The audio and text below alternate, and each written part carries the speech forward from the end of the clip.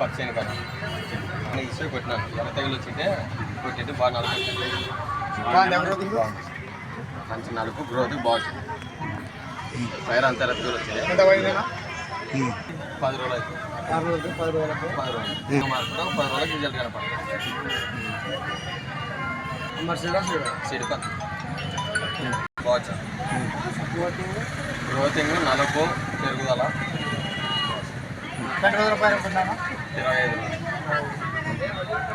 నుంచి 25 రోజులు అటు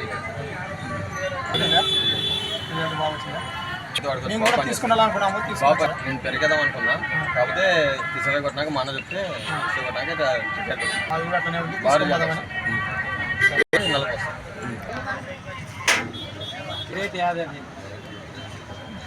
సిడిపత్తి అయితే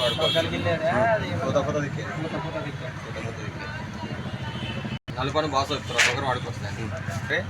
099 433 1